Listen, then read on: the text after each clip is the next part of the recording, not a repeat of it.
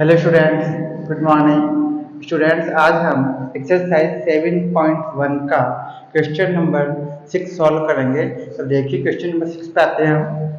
6 में दिया गया है निम्नलिखित बिंदुओं से बनने वाले चतुर्भुज का प्रकार यदि कोई है तो बताइए तथा अपने उत्तर के लिए कारण भी दीजिए। इसको अपनी भाषा में समझिए। आपको यहाँ पर क्वेश्चन नंबर 6 में 3 क्वेश्चन दिए गए हैं और तीनों क्वेश्चन के अंदर 4-4 पॉइंट्स आपको दिए गए हैं, 4 बिंदु आपको दिए गए हैं। अब आपको ये कहा गया है इसके अंदर इन चारों बिंदुओं से क्या कोई चतुर्भुज क्वाड्रिलेटरल मतलब चतुर्भुज बन सकता है या नहीं बन सकता। अगर बन सकता है तो कौन सा चतुर्भुज बनेगा, और अगर नहीं बन सकता तो क्यों नहीं बनेगा। आपको विद रीजन आपको आंसर देना, ठीक है। आपको कारण बताते हुए मतलब आपको आंसर बताना है कि कोई चतुर्भुज है तो क्यों है और नहीं है तो क्यों नहीं, ठीक है। अभी हमारे पास फर्स्ट क्वेश्चन आपके सामने है। इसके अंदर 4 बिंदु दिए गए हैं। पहला बिंदु है -1, -2, दूसरा बिंदु है 1, 0, तीसरा बिंदु -1, 2 और चौथा बिंदु है -3, 0। इन चारों पॉइंट से जो 4 पॉइंट है आपके पास में, इनसे कौन से चतुर्भुज बनेगा ये हम ज्ञात करते देखिए, और नहीं बनेगा तो क्यों नहीं बनेगा, ठीक है। अब देखिए इस फर्स्ट क्वेश्चन के अंदर आपको जो पहला बिंदु दिया गया है वो है -1, -2, ठीक है। दूसरा बिंदु दिया गया है वो है 1, 0। तीसरा बिंदु जो आपको दिया गया है C पॉइंट वो है -1, -2, और जो चौथा बिंदु है D पॉइंट जो है वो है -3, 0, ठीक है। इस तरीके से आपको 4 बिंदु दिए गए हैं। अब हम इनके बीच की डिस्टेंस ज्ञात करेंगे, इनके बीच की दूरी ज्ञात करेंगे क्रमागत बिंदुओं के बीच के। पहले हम ज्ञात करेंगे A से B तक, फिर B से C तक, फिर C से D तक और फिर A से लेके D तक, ठीक है। जैसे मान लीजिए अगर कोई चतुर्भुज है जो कोई ना कोई प्रकार तो उसका होगा, ठीक है। मान लीजिए यहाँ पे A बिंदु है, यहाँ B बिंदु है, यहाँ पर C है और यहाँ पर D है, ठीक है। A बिंदु का जो मान है वो दिया गया है आपके पास में -1, -2, ये A बिंदु है। जो B बिंदु है उसका मान है 1, 0। तीसरा पॉइंट C है, उसका मान है -1, 2, ठीक है। और चौथा जो पॉइंट है D पॉइंट है, जिसका मान आपको दिया गया है -3, 0। इन चारों पॉइंट से कौन सा चतुर्भुज बनेगा और नहीं बनेगा तो क्यों नहीं बनेगा, ठीक है। तो हम पहले डिस्टेंस क्या करेंगे, पहले A से B तक की दूरी, फिर B से लेके C तक की दूरी, फिर C से लेके D तक की दूरी, फिर निकालेंगे A से लेके D तक की दूरी, ठीक है। तब देखिए तो समझ में आ गया। साफ कर दो ऊपर से क्वेश्चन को, ठीक है। देखिए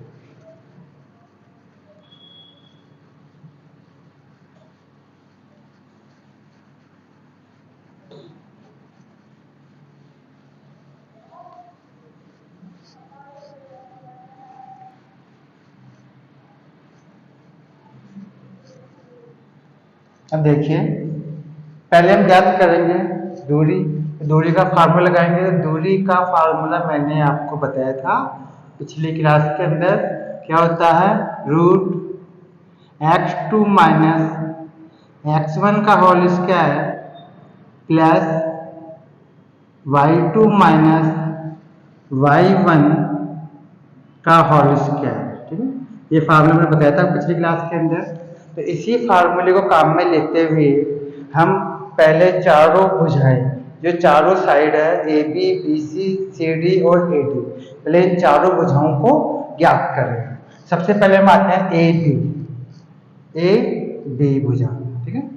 अब देखिए A से B तक की भुजा जब ज्ञात करेंगे तो A को तो हम मानेंगे x1, y1 और B को हम मानेंगे x2, y2। मतलब हमारे लिए जो पहला बिंदु ही तो हो गया x1, y1 और दूसरा बिंदु होगा जो हो गया x2 y2 इस तरीके से। अब देखिए x2, तो x2 का मान क्या हो गया यहाँ पे 1, दूसरे बिंदु में x का मान, ठीक है। अब x1 तो माइनस, फार्मूले के अनुसार माइनस, अब x1, तो x1 का मान खुद यहाँ माइनस में है, ये -1 यहाँ से चलता चलता चलता यहाँ तक आएगा, तो एक मान से पहले से ही है, दोनों मान का फिर मल्टीप्लाई हो जाएंगे, ये जाएगा प्लस, तो +1 का होल स्क्वायर हो जाएगा, ठीक है, प्लस। अब y2, दूसरे बिंदु में y का मान, मतलब चाहे यहाँ देख लीजिए चाहे वहाँ देख लीजिए की बात है, तो y2, तो दूसरे बिंदु में y का मान क्या है यहाँ पे 0, 0 माइनस। अब y1 का मान क्या है यहाँ पे, पहले बिंदु में y का मान तो -2, ठीक है, एक माइनस यहाँ पहले से ही है और एक माइनस का साइन इस 2 के साथ आएगा, दोनों माइनस टकराएंगे, क्या बन जाएगा प्लस, तो +2 का होल स्क्वायर, ठीक है। तो हो जाएगा AB इक्वल टू, यहाँ 1 और 1 में ऐड होगा, तो 1 1 2, तो 2 का स्क्वायर करेंगे, कितने प्राप्त होगा 4। ऐसे यहाँ पर 0 में 2 ऐड करेंगे तो 2 रहेगा, 2 का स्क्वायर करेंगे कितना जाएगा 4, ठीक है। तो जाएगा AB इक्वल टू √8, ठीक है। इसका वर्गमूल जितना आप ज्ञात कर सकते हो उतना वर्गमूल आप ज्ञात कर लीजिए। हम 8 को ऐसे भी कह सकते हैं, एक तरीके बताता हूँ शॉर्टकट तरीका, आप 8 के इस तरह से फैक्टर कीजिए मल्टीप्लाई के रूप में, इनमें से कम एक संख्या का वर्गमूल ज्ञात हो रहा हो। जैसे मान लीजिए यहाँ पे √8 लिखा हुआ, तो इसको हम ऐसे बोल सकते हैं √2 × 4।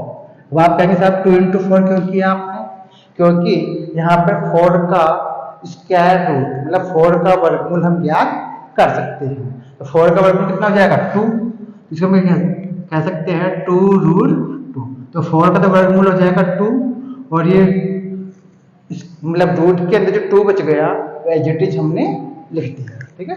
तो इसको हम बोल सकते हैं AB इक्वल टू गया 2 √2, तो लीजिए इक्वेशन नंबर फर्स्ट। अब इसी प्रकार से हम BC भुजा भी ज्ञात करेंगे, ठीक है। तो हम लिखेंगे यहाँ पे BC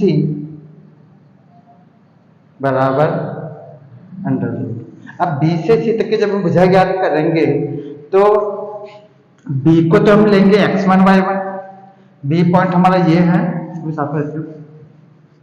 B पॉइंट हमारा ये है, इसको तो हम मानेंगे x1 y1, और C को हम लेंगे x2 y2, क्योंकि हमें B से लेके C तक की दूरी ज्ञात करनी है, मतलब B से लेके C तक की डिस्टेंस ज्ञात करनी है, ठीक है। इसलिए B और C इन्हीं दोनों पॉइंट को हम काम में लेंगे, तो B को तो x1 y1 और C को x2 y2, ठीक है। अब देखिए x2 का मान क्या है यहाँ पर, हम कहेंगे -1, फिर माइनस, अब x1 का मान क्या है 1, तो इसका होल स्क्वायर प्लस y2, तो y2 का मान कितना है आपके पास में 2, माइनस y1 का मान क्या है 0, तो होल स्क्वायर, ठीक है। तो जगह BC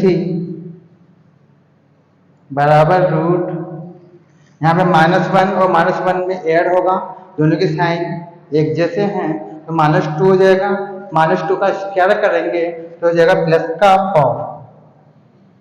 4, इसे यहाँ 2 में से 0 लेस करेंगे माइनस करेंगे तो कितना आएगा 2 ही रहेगा, और 2 का स्क्वायर करने में कितना आएगा 4, ठीक है। तो यहाँ पे हो जाएगा BC बराबर, देख लेते हैं, हो जाएगा BC इक्वल टू हो जाएगा √8, और जिसको भी हम अभी भी जैसे बोलेंगे BC इक्वल टू 2 √2, ठीक है। ये इक्वेशन नंबर सेकंड हो गई, ठीक है, क्योंकि इसके भी फैक्टर करेंगे तो 4 × 2 होगा, और 4 का वर्गमूल कितना होता है 2, और 2 का निकलेगा नहीं, इसलिए इसको हम रूट में ही छोड़ सकते हैं, ठीक है। तो आप देखिए यहाँ A से B तक की जो लंबाई थी, ये लंबाई कितने A के पास में 2 √2, ठीक है, A से B तक की लंबाई।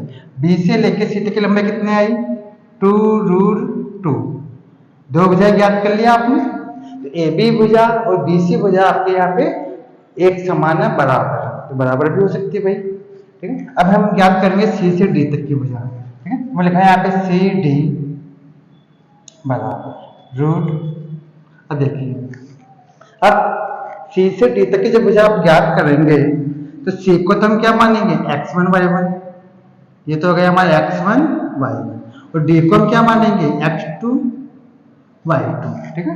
ये तो हमारा x1 y1 हो गया और ये हमारा x2 y2 हो गया। अब देखिए x2 का मान कितना, x2 तो लिखेंगे -3, ठीक है, -3, फिर माइनस x1 का मान क्या है -1, क्या हो जाएगा प्लस का 1, ठीक है, +1 होल स्क्वायर प्लस y2, अब y2 का मान क्या है आपके पास 0 माइनस, अब y1 का मान क्या है यहाँ पर 2, लेंगे 2 का होल स्क्वायर, ठीक है। तो जगह सी डी बराबर, अब देखिए -3 और +1 दोनों के साइन डिफरेंट है, अलग अलग है, दोनों में क्या होगा घटाव होगा, कितना बचेगा -2 बचेगा, -2 का स्क्वायर करने पर प्लस का 4 है, फिर प्लस इसे यहाँ -2 रहेगा तो -2 का स्क्वायर करेंगे तो क्या जाएगा प्लस का ही 4, ठीक है। तो जाएगा सी डी इक्वल टू √8, तो जाएगा सी डी बराबर भी हो जाएगा 2√2। इस तरह से आपके पास इक्वेशन नंबर 3 आ गई। कोई दिक्कत है समझ आई? तो सी से डी तक की जो लंबाई है, ये लंबाई सी से लेकर डी तक की जो लंबाई है ये भी कितनी आई 2√2, ठीक है। ये भी आपकी यही आई है इस तरह से।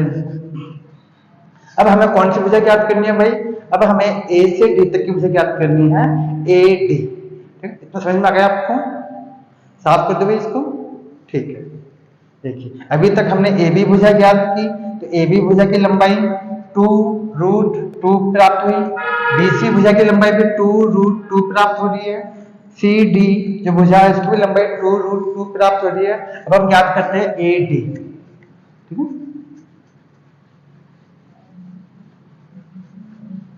तो समझ में आ गया शायद आपको? अब देखिए अब हम ज्ञात करेंगे ए डी, मैं लिखा है ए डी इक्वल टू, अब ए को तो हम मानेंगे x1 y1, ये तो हो गया x1 y1 और ये हो गया हमारा x2 y2, इसके अंदर मानेंगे x1 y1, इसको हम मानेंगे x2 और y2, क्योंकि मुझे a से लेकर d तक की जो डिस्टेंस है, जो दूरी है, अब मुझे वो ज्ञात करना है, ठीक है। तो ये लिखेंगे ए डी बराबर a2 सॉरी x2 का मान कितना, x2 का मान है -3, लेंगे -3, फिर माइनस x1, x1 का मान कितना -1, तो ये -1 यहाँ दौड़ता भागता आएगा, लेकिन यहाँ एक माइनस पहले से तैयार है फार्मूले के अनुसार, दोनों मान टकराएंगे मल्टीप्लाई होंगे, क्या हो जाएगा प्लस, यहाँ हो जाएगा प्लस का 1, ठीक है। इस तरह से होल स्क्वायर प्लस। अब आते हैं y2 माइनस y1, तो y2 का मान कितना है 0 माइनस y1, तो y1 का मान कितना -2, तो ये -2 यहाँ आएगा तो क्या हो जाएगा प्लस का 2, ठीक है। तो समझ में आ गया, ठीक है। देखिए ए डी इक्वल टू, इन दोनों में क्या होगा घटाव होगा, सब्सट्रैक्शन होगा, तो -3 में से +1 माइनस करके कितना बचेगा -2, और -2 का स्क्वायर करेंगे तो आ जाएगा प्लस का 4। इसे यहाँ पे 0 में 2 ऐड करेंगे तो 2 प्राप्त होगा, और 2 का स्क्वायर करने पर 4 आ जाएगा, ठीक है। तो जगह ए डी इक्वल टू √8, तो जगह ए डी इक्वल टू 2√2, ठीक है। ये आपके पास आ गया इक्वेशन नंबर 4, ठीक है। तो यहाँ पे ये जो चौथी भुजा है आपकी, ठीक है, इसको हम साफ कर देते हैं, ये इसको, अब देखिए ये चौथी भुजा थी आपकी ए से डी तक, ये भी कितनी प्राप्त है आपके 2√2 प्राप्त हो रही है, ठीक है। तो अब आप कहेंगे भाई ए बी भुजा भी यही है, बी सी भुजा भी यही है, और सी डी भुजा भी 2√2 है, और ए डी भुजा भी 2√2 है। इस चतुर्भुज की चारों भुजाएं बराबर है। अब भाई चारों भुजाएं जो होती है वो तो वर्ग में भी बराबर होती है, वर्ग जिसका आप स्क्वायर कहते हैं, तो वर्ग में भी चारों भुजाएं बराबर होती हैं। और जो सम चतुर्भुज होता है, ठीक है, सम चतुर्भुज में भी चारों भुजाएं बराबर होती है। अब सवाल ये उठता है कि इसको हम वर्ग नाम दें या सम चतुर्भुज नाम दें, ठीक है। तो उसके लिए हम इसके दोनों विकर्ण ज्ञात करेंगे। विकर्ण मतलब ए से लेके सी तक और बी से लेके जो डी तक की दूरी है, अब हम इसको भी ज्ञात करेंगे, ठीक है। तो दोनों विकर्णों की सहायता से ये तय होता है, ये हमें ज्ञात होता है कि इसको हम समचतुर्भुज कहेंगे या फिर वर्ग कहेंगे, ठीक है। तो वर्ग की खास बात क्या होती है, जो स्क्वायर होता है उसके अंदर क्या खासियत होती है कि उसकी चारों भुजाएं आपस में बराबर होती है और उसके दोनों विकर्ण आपस में बराबर होते हैं, दोनों विकर्ण भी आपस में बराबर होते हैं। लेकिन जो समचतुर्भुज होता है उसके चारों भुजाएं तो बराबर होती है, लेकिन उसके दोनों विकर्ण बराबर नहीं होते, ठीक है। तो इसलिए हम यहाँ पर ए सी और बी डी जो विकर्ण है इसको हम याद करेंगे। लिखेंगे यहाँ पे विकर्ण ए सी, विकर्ण ए सी, लिखेंगे ए सी जो विकर्ण है उसके लिए भी हम फॉर्मूला वही काम में लेंगे, ठीक है। तो अब ए बिंदु को तो हम मानेंगे x1 y1 और सी बिंदु को हम मानेंगे x2 y2, ठीक है। ये तो हमारा पहला बिंदु हो गया और ये हमारा दूसरा बिंदु हो गया ए से लेके सी तक। जैसे कि नाम से ज्ञात हो रहा ए सी, तो ए तो हो गया x1 y1 और सी हो गया x2 y2, ठीक है। हम लिखेंगे पहले ये तो गया x2 y2 अभी, ठीक है, और ये हो गया x1 y1 ए बिंदु, ठीक है। अब देखिए x2 का मान क्या है यहाँ पर, तो कहेंगे माइनस का 1। अब माइनस, अब x1 का मान कितना, भाई ये भी -1 है, ठीक है। क्या लिखेंगे प्लस का 1, ये कितना जाएगा प्लस का 1, ठीक है। दोनों मल्टीप्लाई करेंगे क्या जाएगा प्लस। अब इसी प्रकार y2, तो यहाँ जाएगा प्लस y2 का मान कितना भाई 2 माइनस। अब y1, तो y1 का मान कितना -2, तो यहाँ हो जाएगा प्लस का 2, ठीक है, इसका होल स्क्वायर। अब देखिए हो जाएगा ए सी इक्वल टू, इन दोनों में क्या होगा घटाव होगा, तो 1 में से 1 माइनस करने होगा 0, और 0 का स्क्वायर करने पर भी कितना आएगा 0 प्लस। अब यहाँ पे ऐड होगा 2 और 2 कितना होगा 4, और 4 का स्क्वायर करेंगे कितना जाएगा 16, इन दोनों में ऐड होगा कि जगह ए सी इक्वल टू √16। अब 16 का स्क्वायर रूट मतलब वर्गमूल ज्ञात करेंगे तो कितना प्राप्त होगा भाई 4 प्राप्त होगा, तो कहेंगे ए सी इक्वल टू 4, ठीक है। इसको डाल दीजिए इक्वेशन नंबर 5, ठीक है, कोई दिक्कत है। ये पांचवी इक्वेशन हो गई, इसमें ए से लेके सी तक, ठीक है। ये जो इसका विकर्ण है इसकी लंबाई हमने ज्ञात की है, इसकी लंबाई आपको प्राप्त हुई है 4, ठीक है, ये 4 प्राप्त हो गया आपकी ए से सी तक की। अब इसी प्रकार जो दूसरा विकर्ण है, कौन सा विकर्ण बी से लेके डी तक, इसकी भी लंबाई हम ज्ञात करेंगे, ठीक है। अब देखिए अब हम ज्ञात करेंगे बी से लेके डी तक की लंबाई, इधर साफ करते हैं, ठीक है।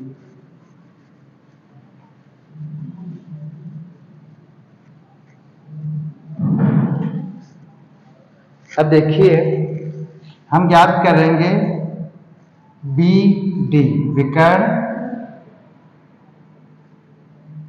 बी डी की लंबाई, ठीक है। अब देखिए बी से डी तक की लंबाई, अब बी को तो हम क्या मानेंगे भाई x1 y1 और डी को क्या मानेंगे हम x2 y2, क्योंकि हमें बी से लेकर डी तक की लंबाई ज्ञात करनी है, इन दोनों पॉइंट के बीच की डिस्टेंस ज्ञात करनी है। तो ये बी तो हो गया x1 y1 और डी हो गया x2 y2, ठीक है। तो इस तरह से इसको लिखेंगे x1 y1 और डी को हम क्या मानेंगे x2 और y2, ठीक है। अब देखिए फार्मूले के हिसाब से पहले x2 आता है, ठीक है। x2 का मान क्या है यहाँ पे -3, तो माइनस का 3 माइनस x1 ना मान है 1, तो होल स्क्वायर प्लस y2 का मान क्या भाई आपके पास 0, मिलेंगे 0 माइनस y1 का मान भी क्या है 0, ठीक है, इसका भी होल स्क्वायर।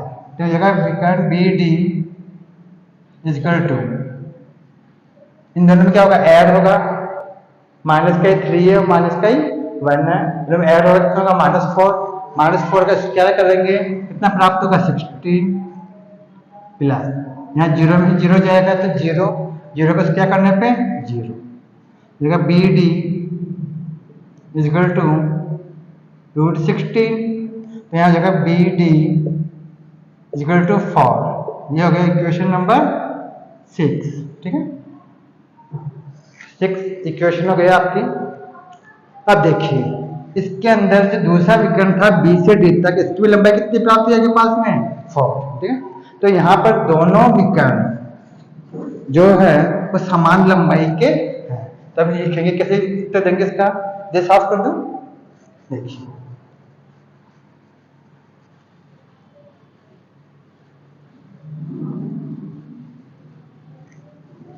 अब देखिए इस चतुर्भुज में चारों भुजाएं आपस में बराबर है, तब इस चतुर्भुज की चारों जो साइड है वो आपस में इक्वल है, एक समान है, जबकि इसके जो दोनों विकर्ण हैं वो दोनों विकर्ण भी आपस में एक समान है, अतः हम ये कह सकते हैं कि ये एक वर्ग होगा।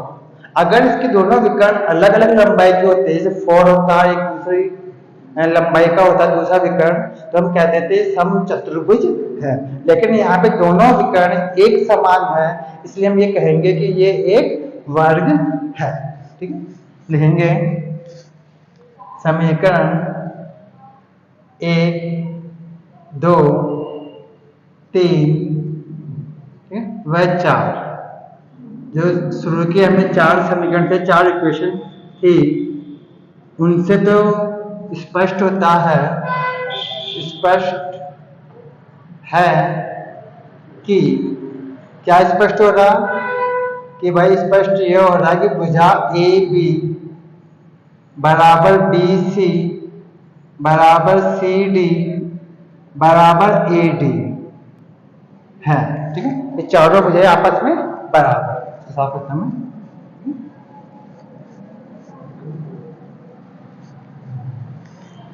चारों भुजाएं आपस में बराबर है, तथा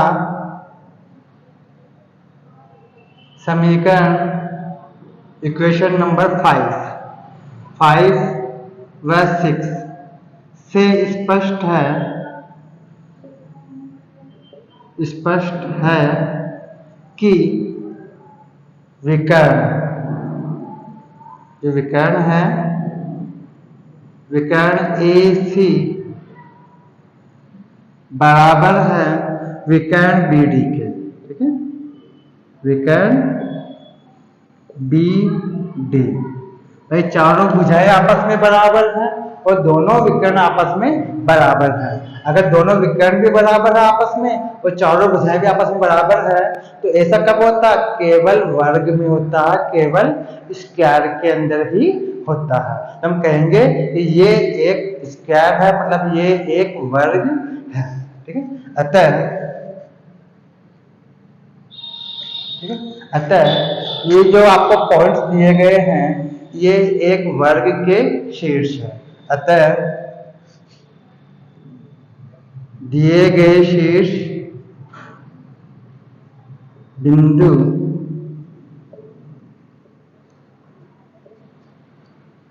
एक वर्ग के हैं, एक वर्ग जिसको हम बोलते हैं स्क्वायर वर्ग के होंगे,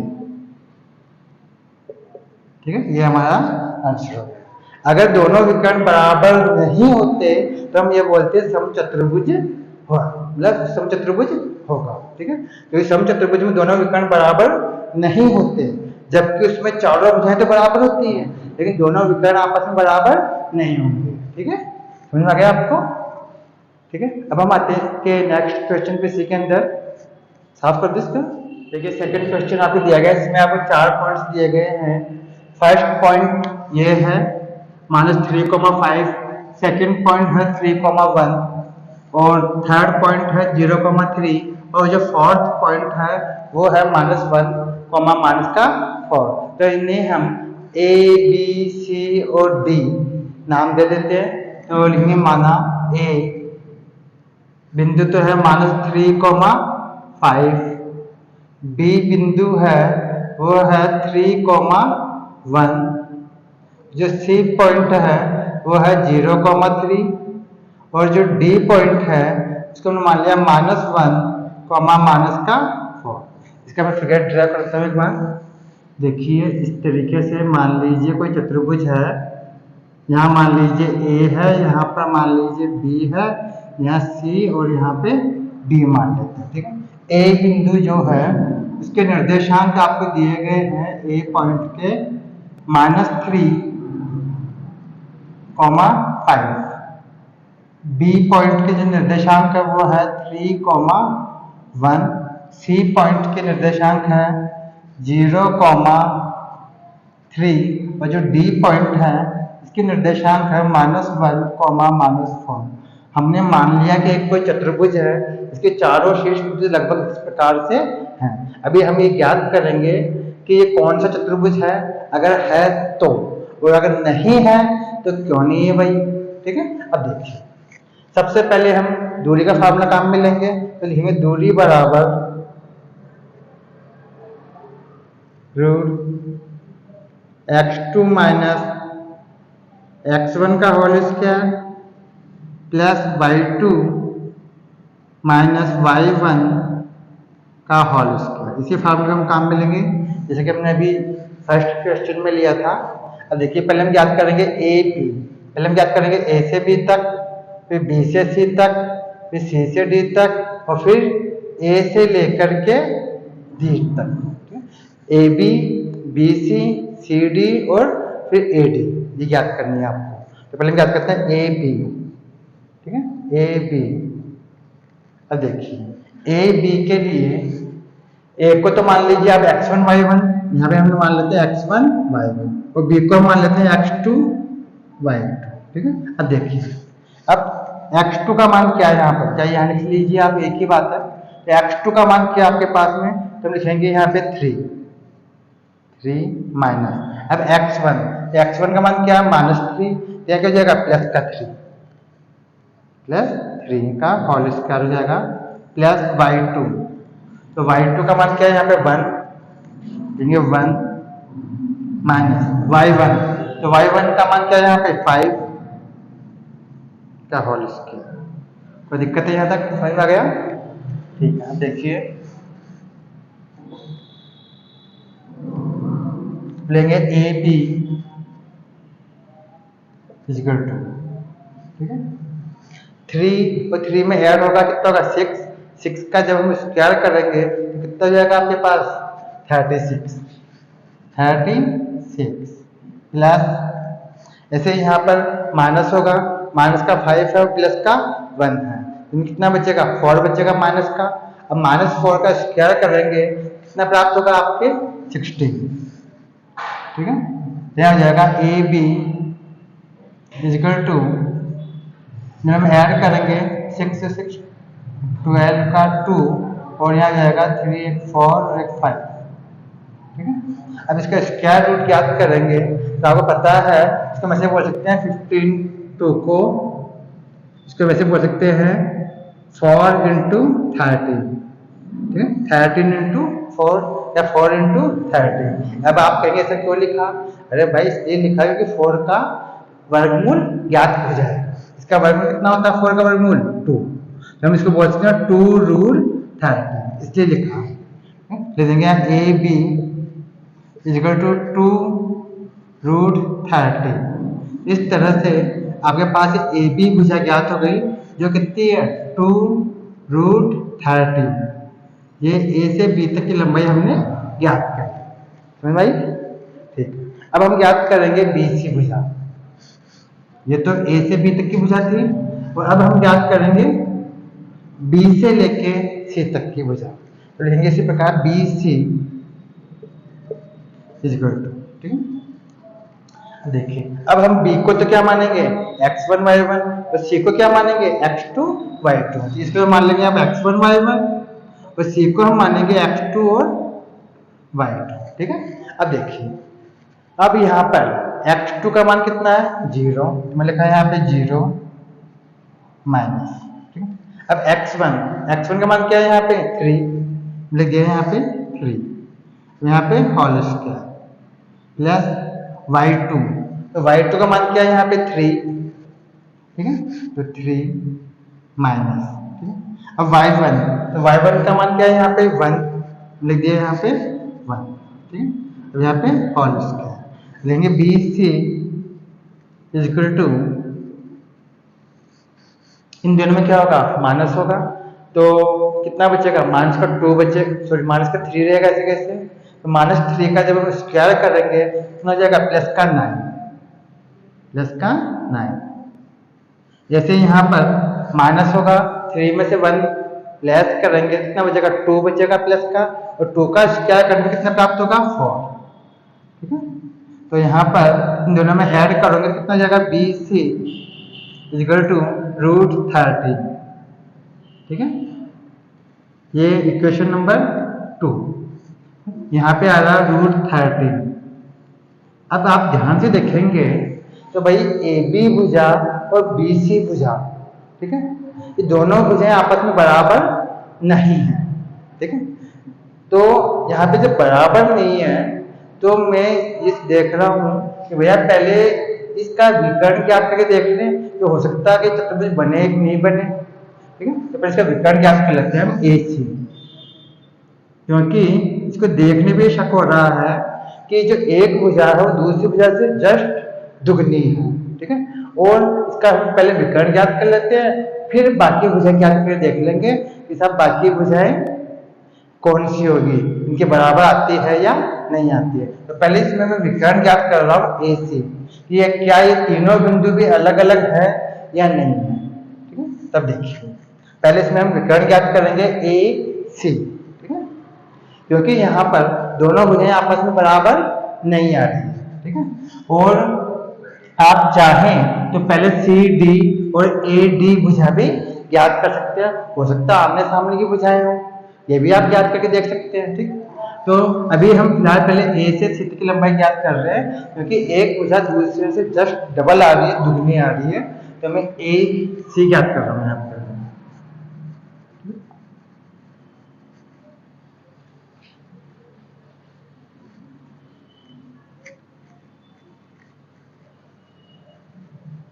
अब देखिए पहले हम विकर्ण ज्ञात कर लेते हैं, इसके अंदर विकर्ण AC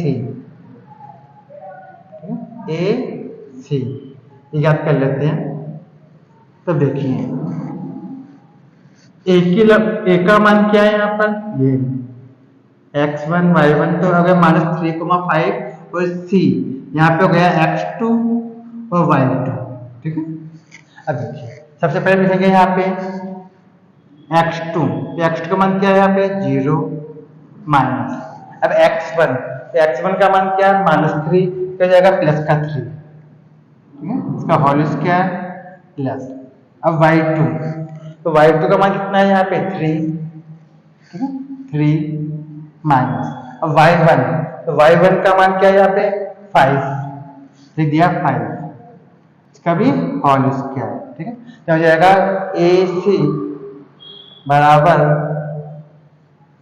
0 और 3 को ऐड करोगे कितना आएगा 3 का सेकंड में कितना आएगा 9 प्लस, इन दोनों में क्या होगा माइनस होगा, तब बचेगा माइनस का 2, और -2 का जब स्क्वायर करेंगे तो कितना प्राप्त होगा 4।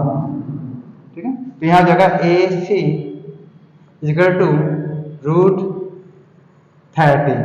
ठीक है, अब देखिए यहाँ पर अगर आप ध्यान से देखेंगे, ठीक है, तो ये जो विकर्ण है उसकी भी लंबाई कितनी आ रही है √13 ही आ रही है। अब यहाँ पे दो कंडीशन है। पहली बात तो ये कि किसी भी त्रिभुज में, ये जो त्रिभुज बन रहा है आपके ABC, ठीक है, ये जो ट्रायंगल बन रहा है इस तरीके से, ये इस तरीके से, यहाँ पे A है, यहाँ पे B है, यहाँ पर C है, तो यहाँ पर पहली बात तो ये है कि किसी भी त्रिभुज में दो भुजाओं का योग हमेशा तीसरी भुजा से अधिक होना चाहिए। पहली बात तो ये होती है, किसी भी त्रिभुज में दो भुजाओं का योग करने पर योगफल तीसरी भुजा से अधिक होना चाहिए। और अगली बात यह है कि अगर दो भुजाओं का योग तीसरी भुजा के बराबर आ जाता है तो वो तीनों बिंदु अलग अलग नहीं होकर के एक ही रेखा पर स्थित होते हैं, तो उनको हम बोलते हैं समरेखी बिंदु। ठीक है, तो यहाँ पर इन दोनों भुजाओं का योग करते हो, अगर BC प्लस AC करते हो, ठीक है, तो आपको ये AB भुजा प्राप्त होगी। ठीक है, √13 और √13 को अगर आप ऐड करेंगे, जोड़ करेंगे, तो कितना प्राप्त होगा? 2√13। तो तीसरी भुजा प्राप्त हो जाएगी AB भुजा। ठीक है, तो इसका अर्थ ये हुआ कि A, B और C ये तीनों पॉइंट अलग अलग नहीं होकर के एक ही रेखा पर है। इसका अर्थ यह है कि B बिंदु यहाँ पर है, A बिंदु यहाँ पर है और C बिंदु यहाँ पर है, ये मान लीजिए आप। ठीक है, एक तरीके से ये तीनों पॉइंट एक ही रेखा पर है। जब चार बिंदुओं में से तीन बिंदु एक ही रेखा पर आ गए तो चतुर्भुज कैसे बनेगा भाई? बन सकता है क्या? नहीं बन सकता। वैसे कंडीशन ये होनी चाहिए कि दो भुजाओं का योगफल हमेशा तीसरी भुजा से अधिक होना चाहिए, ज्यादा होना चाहिए। लेकिन अगर ज्यादा नहीं होकर के बराबर हो तो तीनों बिंदु अलग अलग नहीं होकर के एक ही रेखा में समा जाएंगे। तो जब एक ही रेखा में तीनों बिंदु अगर तो चतुर्भुज बन ही नहीं सकता। ठीक है, तो यहाँ कारण देंगे हम। ठीक है, अब देखिए आपने यहाँ पर अभी ये जो ट्रायंगल है ABC, इसकी मैं तीनों भुजाएं ज्ञात की अभी। ठीक, ये जो ABC त्रिभुज है इसकी भुजाएं ज्ञात किया हमने। तो एक √13, दूसरी भी √13 और ये 2√13 आ रहा है। क्या लिखेंगे? इसको डाल लेते हैं हम इक्वेशन नंबर थर्ड। ठीक है, लिखेंगे समीकरण 1, 2 व 3 से स्पष्ट है कि, ठीक है, क्या स्पष्ट है कि BC भुजा और AC भुजा, ठीक है, AC प्लस BC इन दोनों भुजाओं का योगफल इसके बराबर प्राप्त हो जाएगा आपको, AB के बराबर प्राप्त हो जाएगा। कितना प्राप्त हो जाएगा? AB। ठीक है, क्योंकि यहाँ पे कितना √13, यहाँ पे कितना √13 और √13 में जब आप ऐड करेंगे कितना प्राप्त होगा? 2√13 प्राप्त हो सकता है। ठीक है, अतः यहाँ कर देते हैं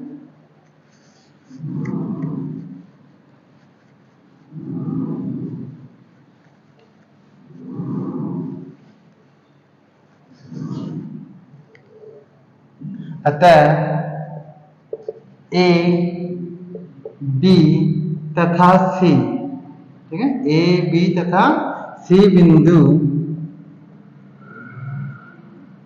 समरेखी होंगे, अर्थात अलग अलग नहीं होकर के एक ही रेखा में स्थित होंगे। ठीक है, अलग अलग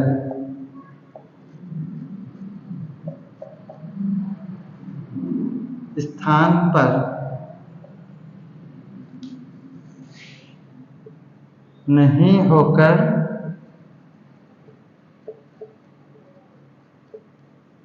एक ही रेखा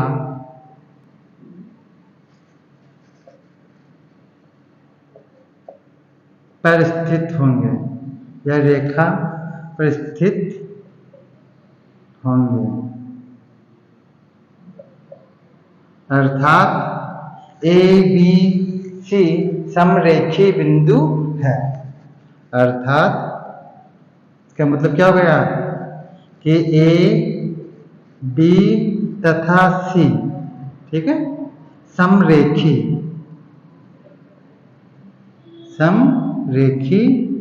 बिंदु है या पॉइंट है। ठीक है, अतः इस चतुर्भुज का निर्माण संभव नहीं है। क्योंकि जब तीनों बिंदु अलग अलग हो ही नहीं सकते, भाई ए बिंदु भी सी में समा जाएगा बीसी भुजा के अंदर ही, तो चतुर्भुज कैसे तैयार हो सकता है आपका। उसके लिए चारों शीर्ष बिंदु अलग अलग होने चाहिए, तभी आपको चार भुजाएं प्राप्त होगी, ठीक है। लेकिन जब तीन बिंदु एक रेखा में आ रहे हैं, एक ही लाइन में आ गए, तो चतुर्भुज बन ही नहीं सकता, ठीक है। अतः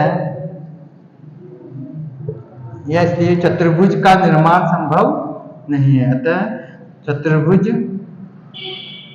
ए बी सी डी संभव नहीं है,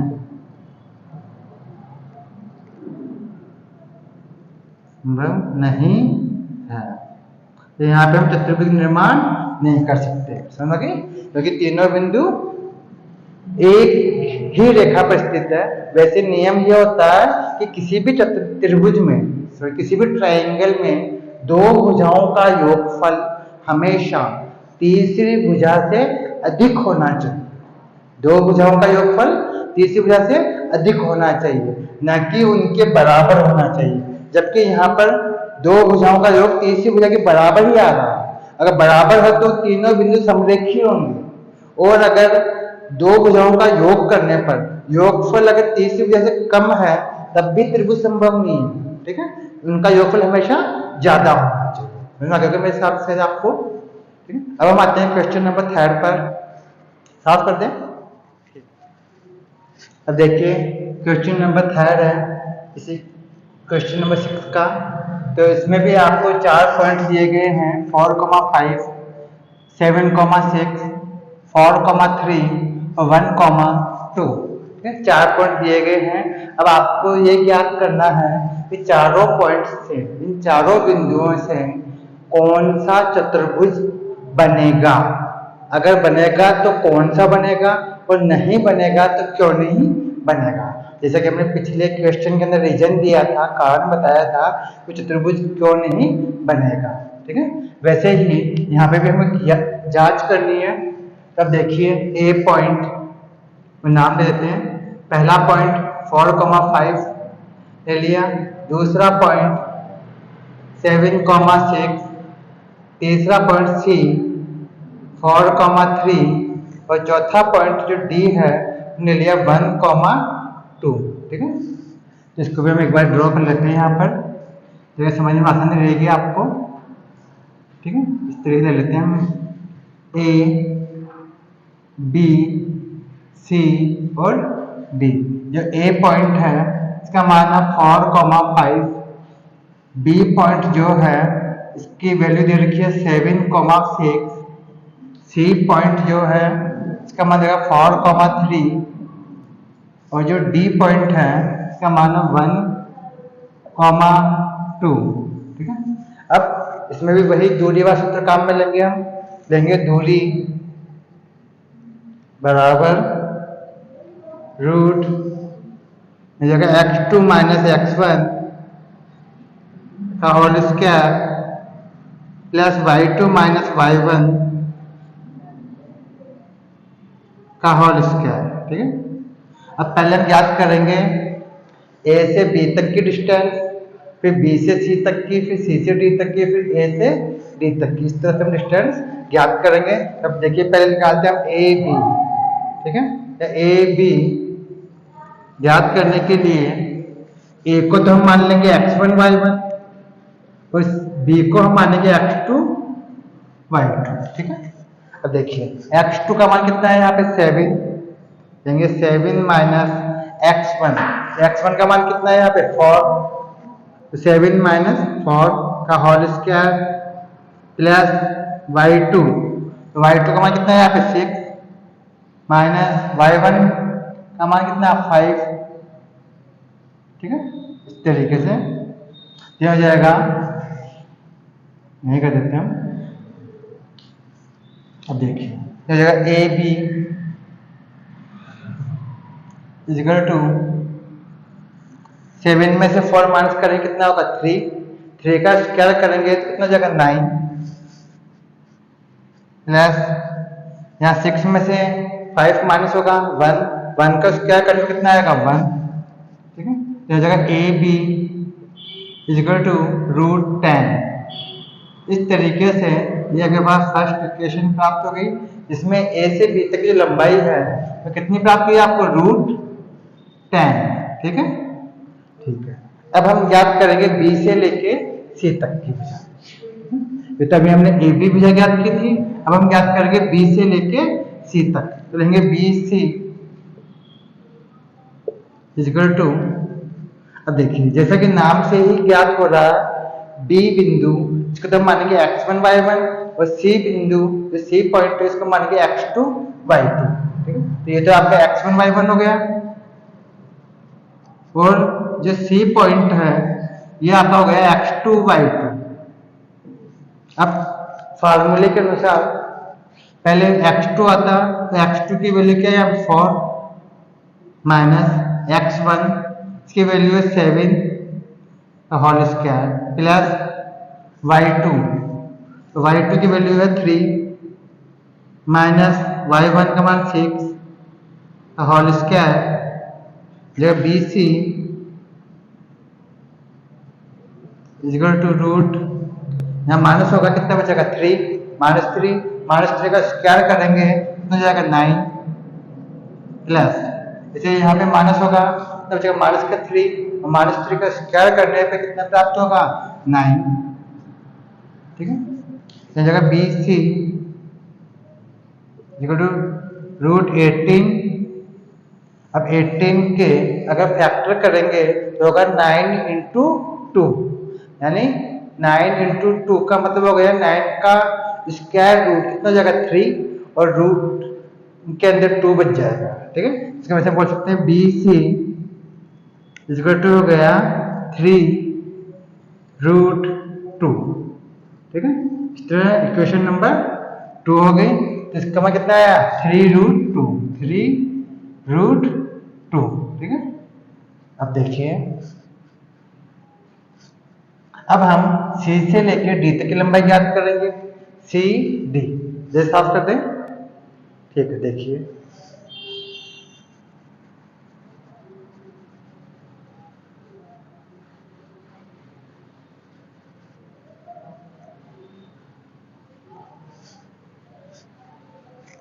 अब देखिए, अब लिखेंगे सी डी,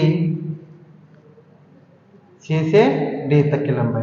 तो इसके लिए सी को तो हम मानेंगे x1 y1, और डी को हम मानेंगे x2 y2। ठीक है, तो अब यहाँ देखिए, पहले x2 माइनस x1, तो x2 किसको लेंगे हम? ऊपर वाले को। ये हमारा x2 y2 है, और नीचे x1 y1 है। ठीक है, यहाँ पे x1 और y1 है, ऊपर x2 y2। तो सी से डी तक की डिस्टेंस हमको ज्ञात करनी है, इसलिए तो x2 का मान कितना है? यहाँ पे 1 दिया, 1 माइनस। ठीक है, अब x1 का मान 4 होल स्क्वायर, प्लस y2, तो y2 का मान क्या है? यहाँ पे 2 माइनस, ये y2 का मान 2 है, और y1 का मान 3 है, ये 3 का होल स्क्वायर। कोई दिक्कत यहाँ तक? तो जगह सी डी इक्वल टू, यहाँ पे माइनस होगा तब बचेगा माइनस का 3, और माइनस 3 का जब हम स्क्वायर करेंगे कितना प्राप्त होगा? 9, प्लस ऐसे यहाँ पे कितना प्राप्त होगा?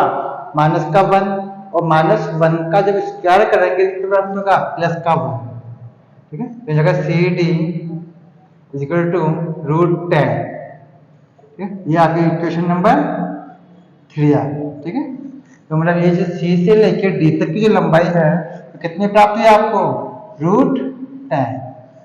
अब देखिए, इसमें आमने सामने की भुजाएं बराबर आ रही है, इसलिए हम पहले ए डी भुजा भी ज्ञात कर लेते हैं, हो सकता है वो भी इसके बराबर हो।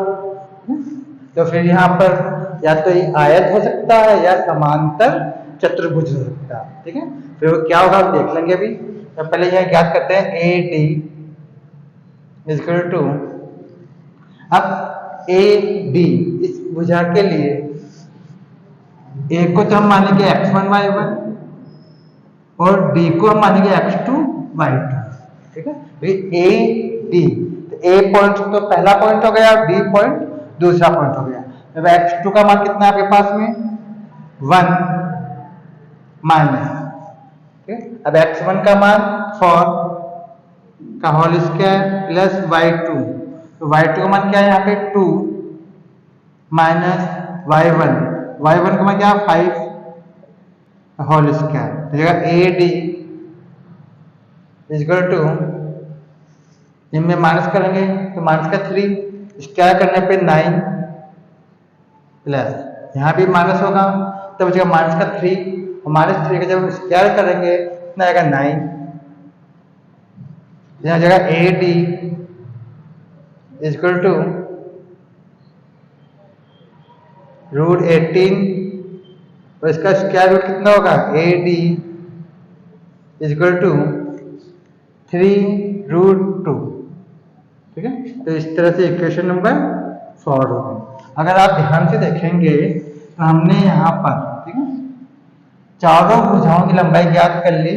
इसमें जो AD भुजा है इसकी भी लंबाई कितनी आ रही है 3 रूट 2 आ रही है। इसका अर्थ ये हुआ कि आमने सामने की भुजा इसमें बराबर है, ठीक है। AB बराबर है CD के, जबकि BC बराबर है AD के। इसका अर्थ ये हुआ कि ये या तो आयत होगा, ये आयत में भी क्या होता है आमने सामने की भुजाएं बराबर होती है, या फिर ये समांतर चतुर्भुज भी हो सकता है, ठीक है। समांतर चतुर्भुज भी हो सकता है।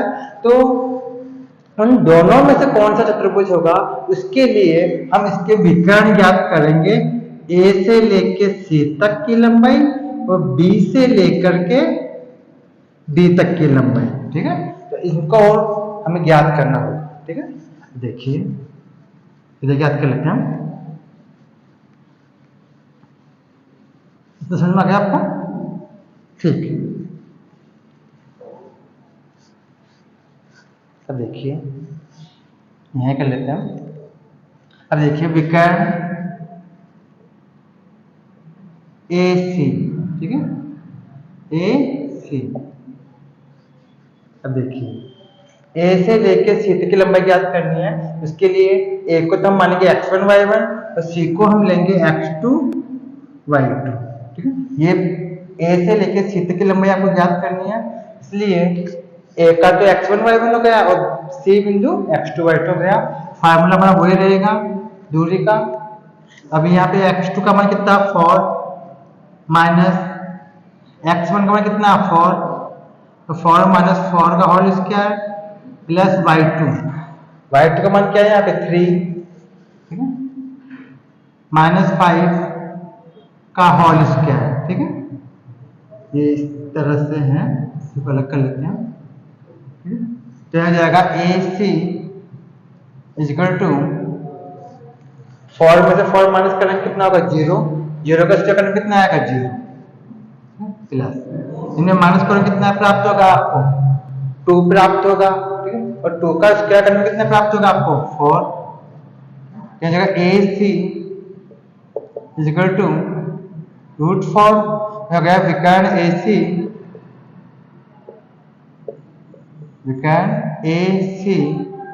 इक्वल टू हो गया 2। ये इक्वेशन नंबर 5, ठीक है। तो A से लेके C तक की जो लंबाई है कितनी प्राप्त हुई आपके पास में 2, ठीक है। अब हम ज्ञात करेंगे B से लेके D तक की लंबाई, ठीक है। ये लेंगे इसी प्रकार BD विकर्ण BD, ठीक है। अब हम B से D तक की लंबाई ज्ञात करेंगे, तो उसके लिए हम क्या काम करेंगे, जो B पॉइंट है, कौन सा पॉइंट B वाला पॉइंट जो है इसको तो हम मानेंगे अब x1 y1 और D वाले पॉइंट को मानेंगे x2 y2, ठीक है।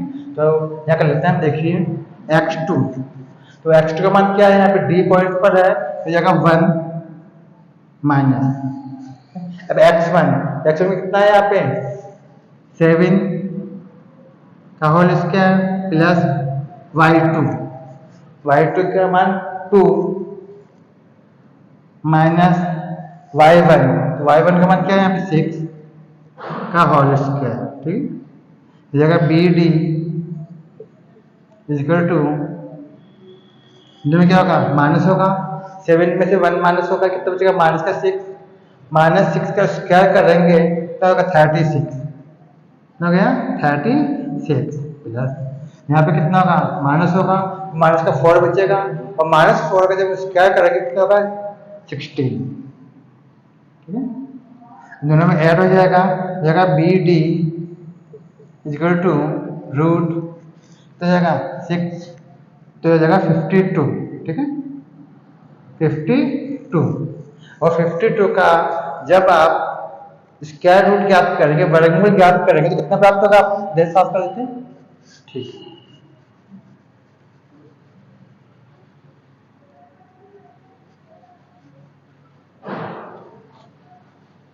देखिए यहाँ पे इसका स्क्वायर रूट होगा बी डी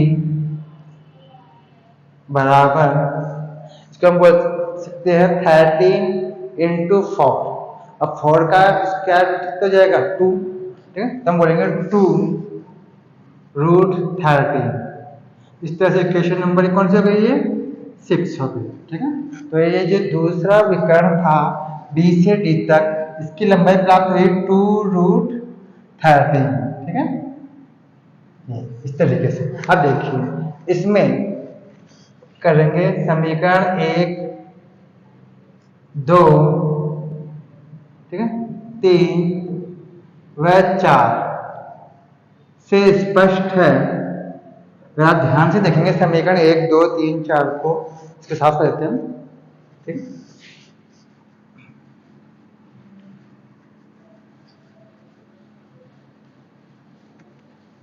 अगर उसका स्पष्ट है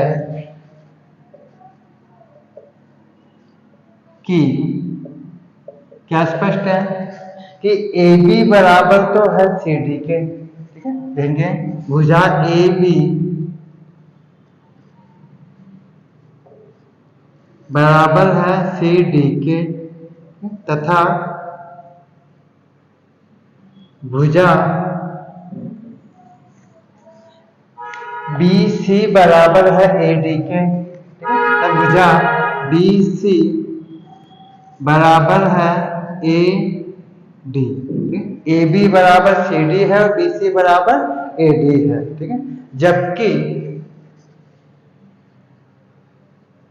जबकि समीकरण 5 व 6 से, ठीक है,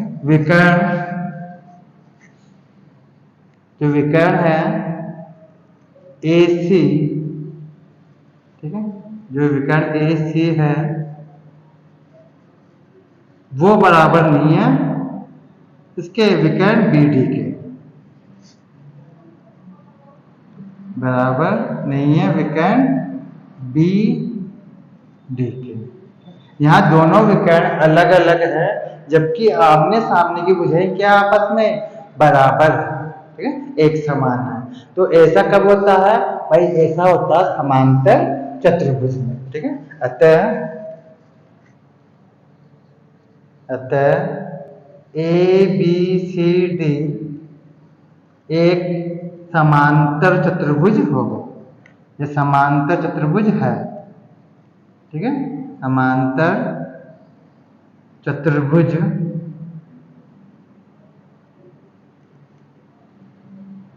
है, ठीक है। अगर इसके दोनों विकर्ण भी आपस में बराबर हो जाते, मान लीजिए दोनों विकर्ण आपस में बराबर होते तो इसको हम कह देते कि एक आयत होगा, मतलब एक रेक्टेंगुलर होगा, मतलब एक आयत होगा कि आयत के अंदर दोनों विकर्ण आपस में बराबर होते हैं और आमने सामने की भुजाएं भी आपस में बराबर होती है, ठीक है।